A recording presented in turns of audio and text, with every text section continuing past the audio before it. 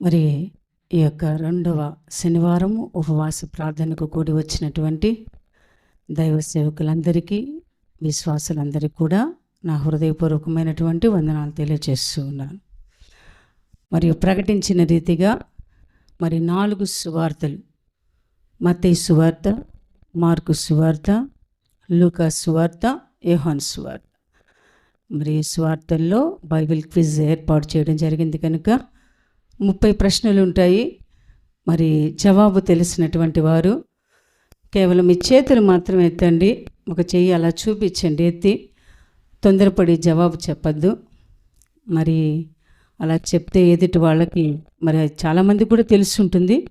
కనుక మీరు చేతులు ఎత్తితే నేను అడగడం జరుగుతుంది.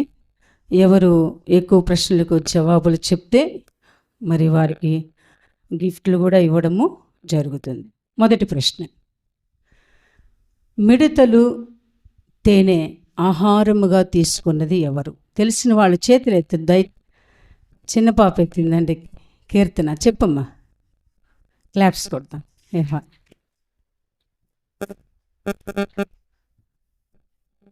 చిన్న పాప, వెరీ గుడ్.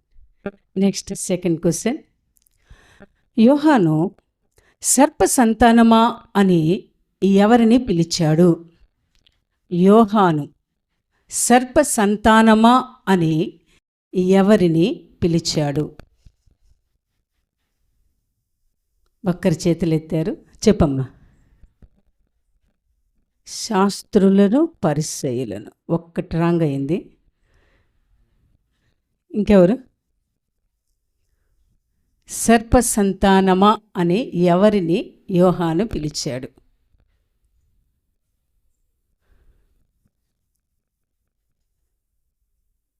సరే, జవాబు నేను చెప్తాను. పరిసయ్యులను, సద్దుకయ్యులను. మీకు రెఫరెన్స్ కావాలంటే మత్తయి సువార్త 3వ అధ్యాయం 7వ వచనంలో చూడండి. పరిసయ్యులను, సద్దుకయ్యులను అలా సంబోధించాడు.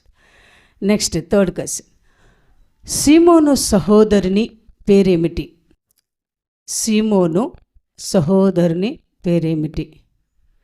ముగ్గురు ఎత్తారు, ఇద్దరు ఎత్తారా? ఆ పాప ఎత్తుతుంది బాగా. సరే, శ్రావ్య చెప్పమా. అంద్రియా, క్లాప్స్ కొడు.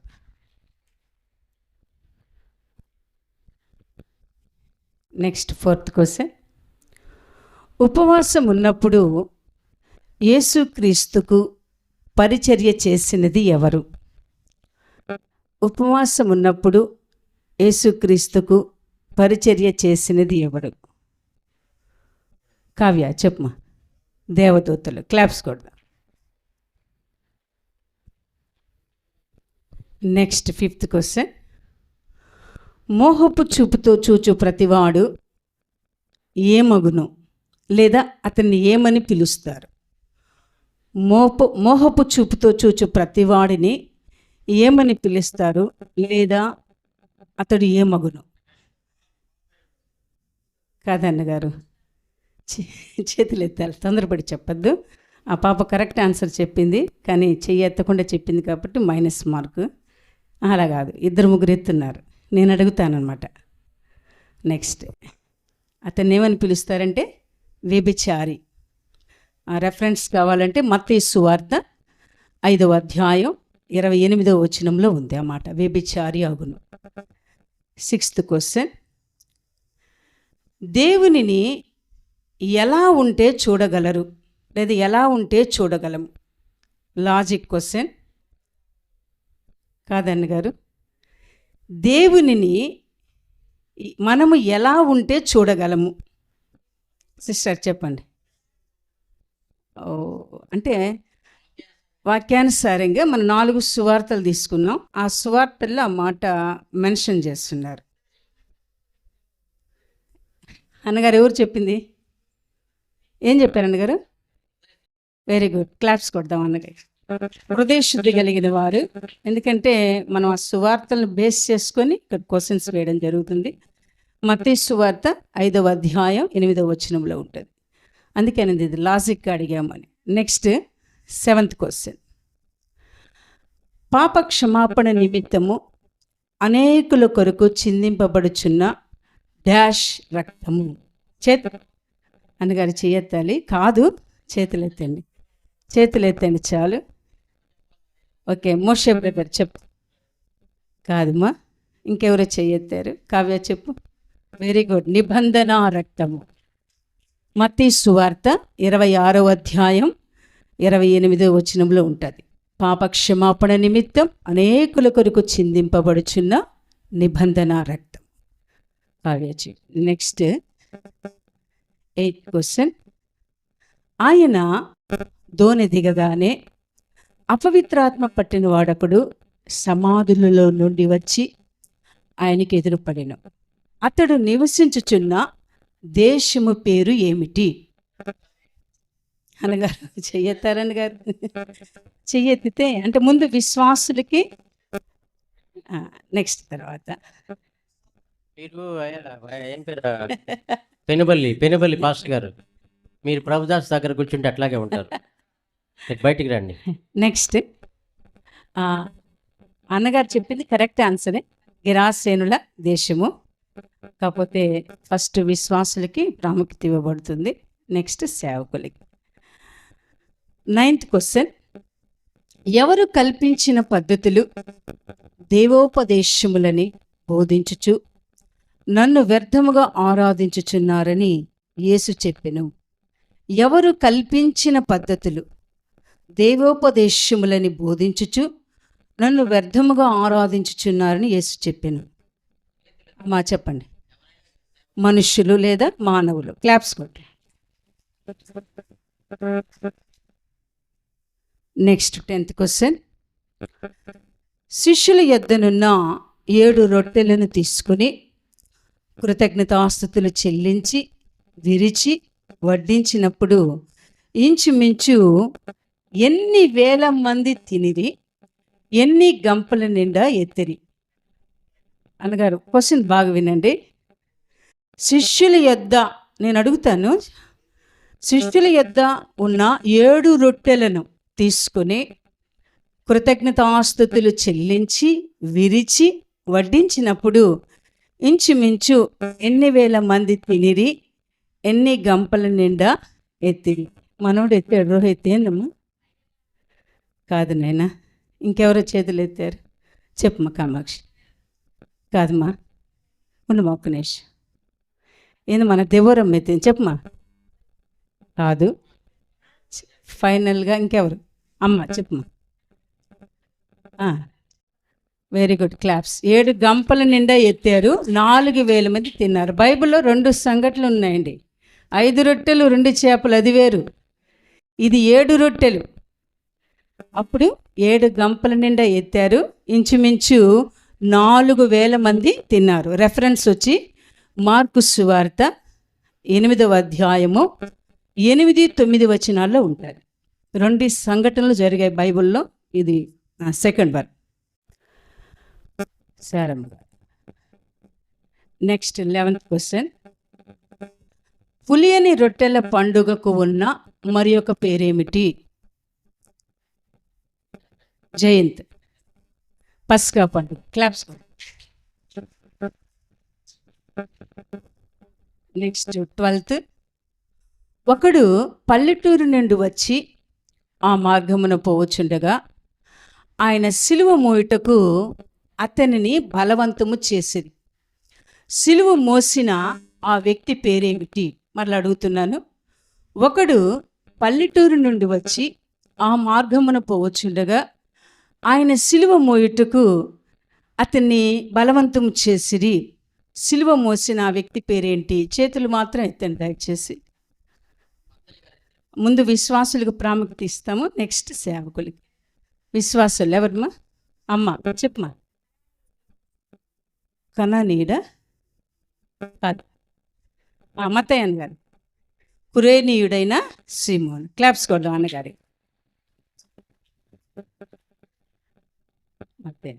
నెక్స్ట్ 13. ఆయన ఎంతలోనే చనిపోయినా అని ఆశ్చర్యపడి ఒక శతాధిపతిని తన యొద్దకు పిలిపించి ఆయన ఇంతలోనే చనిపోయినా అని అతనిని అడిగినది ఎవరు? మళ్ళీ అడుగుతున్నా. ఆయన ఇంతలోనే చనిపోయినా అని ఆశ్చర్యపడి ఒక శతాధిపతిని తన యొద్దకు పిలిపించి ఆయన ఇంతలోనే చనిపోయినా అని అతనిని అడిగినది ఎవరు? అంటే ఆశ్చర్యపడ్డాడు. ఇంతలోనే యేసుప్రభు చనిపోయాడా అని ఆశ్చర్యపడుతూ ఒక వ్యక్తిని పిలిచి అడిగాడు. అలా అడిగినటువంటి వ్యక్తి ఎవరు? ఎవరన్నా? అన్నగారు చెప్పండి. పిలాతు. క్లాప్స్ కొడదాం అన్నగారు. పిలాతు. నెక్స్ట్ 14.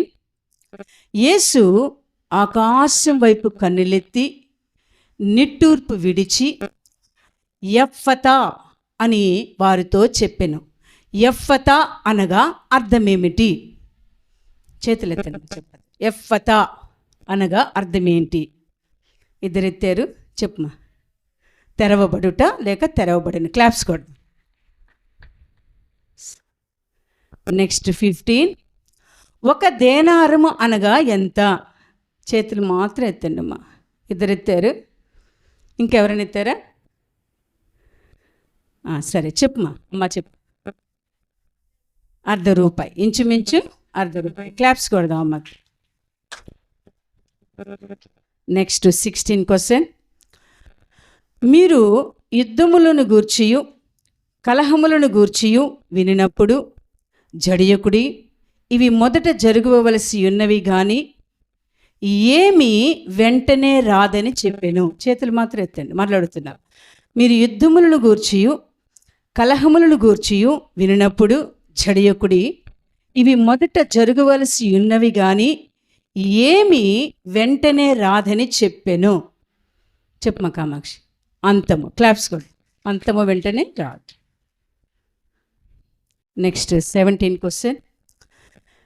మీ విరోధులందరూ ఎదురాడుటకును కాదనుటకును వీలు కాని డాష్ డాష్ను నేను మీకు అనుగ్రహించును. జాగ్రత్త వినండి.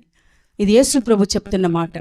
మీ విరోధులందరూ ఎదురాడుటకును కాదనుటకును వీలు కాని డాష్ను నేను మీకు అనుగ్రహింతును. పాప ఎత్తింది. చెప్పమా. కాదు. ఒకవేళ మీకు విరోధులు ఎదురైతే, వాళ్ళు మీకు కానీ ఎదురాడితే ఇది కాదు అది కాదని చెప్తే వాళ్ళు అసలు ఏమి కూడా మీ ఎదుట చెప్పలేనంతగా, అంటే డాష్ను మీకు నేను అనుగ్రహిస్తా. మిమ్మల్ని వాళ్ళు ఎదురాడలేరు, మీతో పోరాడలేరు, అసలు మీతో వాదించలేరు. 2 విషయాలు ఇస్తా అన్నాడు దేవుడు. అక్కడ అనుగ్రహిస్తాను అన్నాడు. ఏంటో కాదు నాయన. సరే, నేను ఆన్సర్ చెప్పి రెఫరెన్స్ చెప్తాను. మొదటి డాష్లో వచ్చి వాక్కును, రెండవ డాష్లో జ్ఞానమును. వాక్కును జ్ఞానమును మీకు అనుగ్రహిస్తాను. రెఫరెన్స్ వచ్చి లూకా సువార్త 21వ అధ్యాయం 15వ వచనంలో ఉంటుంది. Next 18th question. ఏమేమి గతించినా కానీ నా మాటలు మాత్రము గతింపవు అని యేసు చెప్పెను. ఏమేమి గతించినా కానీ నా మాటలు మాత్రము గతింపవని యేసు చెప్పెను. ముందు విశ్వాసులకు ప్రిఫరెన్స్ ఇస్తాను. ముగ్గురెత్తారు ఉన్న. నెక్స్ట్ జయంతి చెప్పు. భూమియు ఆకాశము గతించింది. క్లాప్స్ కుదు. భూమి ఆకాశం. Next 19 question. యేసు ప్రతిదినము పగటి వేళ ఎక్కడ బోధించుచు, రాత్రి వేళ ఎక్కడికి వెళ్ళుచు కాలము గడుపుచుండెను. అన్నారు ఒక నిమిషం. యేసు ప్రతిదినము పగటి వేళ ఎక్కడ బోధించుచు, రాత్రి వేళ ఎక్కడికి వెళ్ళుచు కాలము గడుపుచుండెను. చెప్పమా మోషే. ఎక్కడ బోధించుచున్నాడు ఆయన? సరే ఒక నిమిషం. జయంతి చెప్పు. కాదు, ఇక్కడ ప్రతిదినము, ఒకటి గుర్తుపెట్టుకోండి, అప్పుడప్పుడు కాదు, ప్రతిదినము పగటి వేళ ఎక్కడ బోధించుచు, రాత్రి వేళ ఎక్కడికి వెళ్ళొచ్చు కాలం గడిపి ఏమా మందిరంలో రాత్రి వేళ ఎక్కడ గడుపుచుండెను? ఒలీవల కొండ. సరే అన్నగారు క్లాప్స్ కొడదాం. పూర్తి ఆన్సర్ కంప్లీట్గా చెప్పాడు. నెక్స్ట్, మోషే సర్పమును ఎలాగు ఎత్తెనో అలాగే విశ్వసించు ప్రతివాడును నశింపక ఆయన ద్వారా ఏమి పొందునట్లు మనుష్య కుమారుడు ఎత్తబడవలెను. చేతులు మాత్రం ఎత్తని చాలు. మోషే సర్పమును ఎలాగు ఎత్తెనో అలాగే విశ్వసించు ప్రతివాడును నశింపక ఆయన ద్వారా ఏమి పొందునట్లు మనుష్య కుమారుడు ఎత్తబడవలెను. ముగ్గురెత్తారు, నలుగురెత్తారు. కావ్య చెప్పమా. నిత్య జీవం. క్లాప్స్. నెక్స్ట్ క్వశ్చన్, కుమారునికి విధేయుడు కానివాడు జీవము చూడడు గాని ఏమి వాని మీద నిలిచి ఉండును, లేదా ఏది వాని మీద నిలిచి ఉండును.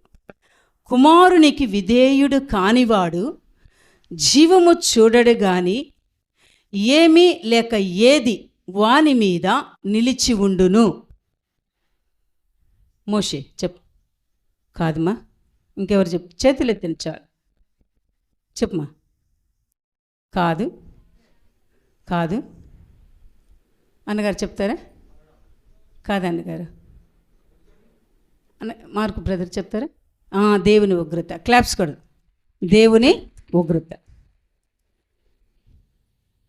నెక్స్ట్, మేలు చేసినవాడు ఏ పునరుద్ధానమునకును కీడు చేసినవాడు ఏ పునరుద్ధానమునకును బయటికి వచ్చెదరు. మేలు చేసినవాడు ఏ పునరుద్ధానమునకును కీడు చేసినవాడు ఏ పునరుద్ధానమునకును బయటికి వచ్చును. ముగ్గురెత్తున్నారా చేతులు? అన్నగారు. నెక్స్ట్ చెప్పమా.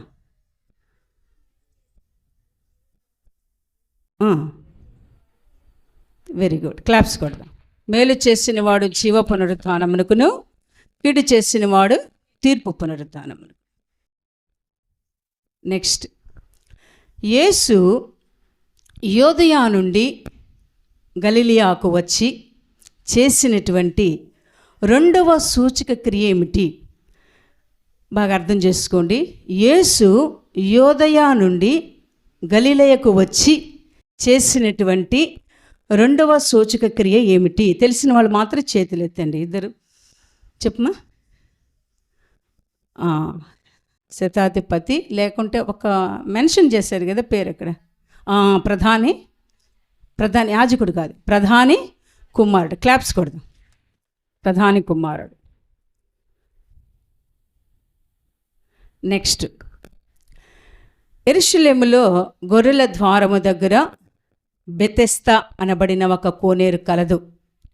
బెతెస్దా అను పదము ఏ భాషకు సంబంధించిన పదము? మరలా అడుగుతున్నా.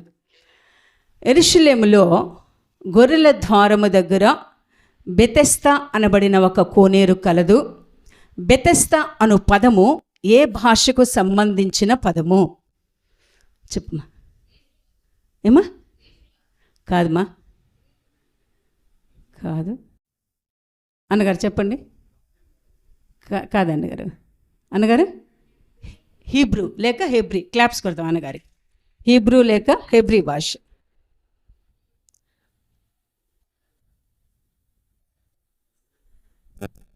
ప్రకాశం. నెక్స్ట్, యేసు తండ్రి చేత వానికి, అంటే యేసు ప్రభు చెప్పిన మాటలండి, అందుకని యేసు అని చదివాను ఫస్ట్. తండ్రి చేత వానికి ఏమి అనుగ్రహింపబడకుండా ఉంటే, ఏమి అనుగ్రహింపబడకుండా ఉంటే ఎవడునూ నా యొద్దకు రాలేడని ఈ హేతువును బట్టి మీతో చెప్పి తిని అనెను. మళ్ళా ఆ ప్రశ్న మళ్ళీ రిపీట్ చేస్తున్నాను. యేసు తండ్రి చేత వానికి ఏమి అనుగ్రహింపబడకుండా ఉంటే ఎవడునూ నా యొద్దకు రాలేడని ఈ హేతువును బట్టి మీతో చెప్పి తిని అనెను. చేతులు ఎత్తని చాలు. కాదమ్మా. జయంత్ ఏమా? కాదు కాదు కాదు పాస్టర్ గారు చెప్పారు. కృప. క్లాప్స్ కూడా. కృప. కృప ఉంటేనే మనము ఆయన వద్దకు వచ్చాం. Next question. యేసు, నేను మిమ్మును 12 ఏర్పరచుకొనలేదా? మీలో ఒకడు సాతాను అని ఎవరిని గూర్చి యేసు చెప్పెను? చేతులు మాత్రం ఎత్తండి. నేను మిమ్మును 12 ఏర్పరచుకొనలేదా? మీలో ఒకడు సాతాను అని ఎవరిని గూర్చి యేసు చెప్పెను? అవునున్నా ముందు విశ్వాసులకి ప్రాముఖ్యత. చాలామంది ఎక్కువ అడుగుదాం. చెప్పు మా కావ్య. ఇస్కరియోతు యోధా. క్లాప్స్. Next question. యేసు నేల మీద ఉమ్మి వేసి ఉమ్మితో బురద చేసి వాని కన్నుల మీద ఆ బురద పూసి ఎక్కడికి వెళ్ళి కడుగుకొని రమ్మని చెప్పెను? చేతులు మాత్రం ఎత్తాలి. అనగారు ఉండండి ఒక్క నిమిషం. యేసు నేల మీద ఉమ్మేసి ఉమ్మితో బురద చేసి వాని కన్నుల మీద ఆ బురద పూసి ఎక్కడికి వెళ్ళి కడుగుకొని రమ్మని చెప్పెను? చేతులు మాత్రం ఎత్తండి. చేతులు ఎత్తున్నారు. ఎంతమంది ఎత్తారు? 4 ఎత్తారా? ఇంకా ఎత్తారా? జయంతి లాస్ట్ ఎత్తున్నాడు. సరే చెప్పు జయంతి, చెప్పు. సిలోయము అను కోనేరు. క్లాప్స్ కూడా. ఆన్సర్ చాలామంది తెలిసినట్టు. సరే ఇప్పుడు మరొక ప్రశ్న. సిలోయము అను మాటకు అర్థం ఏంటి? చేతులు మాత్రం ఎత్తండి. కోనేటి పేరు బాగా చెప్పేశారు. సిలోయము అను మాటకు అర్థం ఏంటి? ఒకరెత్తారు. అమ్మా చెప్పు. పంపబడిన వాడు. క్లాప్స్. పంపబడిన వాడు. నెక్స్ట్. యోహాను సువార్తలో ఎన్ని అధ్యాయములు కలవు? చేతులు ఎత్తారంతే. యోహాను సువార్తలో ఎన్ని అధ్యాయములు కలవు? చెప్పు మా శ్రావ్య. 21. క్లాప్స్ కొట్టు. నెక్స్ట్ ఫైనల్గా లాస్ట్. యేసు మృతులలో నుండి లేచిన తరువాత శిష్యులకు ఎన్నిసార్లు ప్రత్యక్షమైనారు? తెలిసిన వాళ్ళు మాత్రం చేతులేదు. యేసు మృతులలో నుండి లేచిన తరువాత శిష్యులకు ఎన్నిసార్లు ప్రత్యక్షమైనారు? అమ్మా చెప్పండి. 3 సార్లు. క్లాప్స్ కొట్టు. రెఫరెన్స్ వచ్చి యోహాను సువార్త 21వ అధ్యాయం 14వ వచనంలో ఉంది. ఇంతటితో ఈ 30 ప్రశ్నల యొక్క క్విజ్ ముగించబడింది. దేవునికి స్తోత్రం. హల్లెలూయా.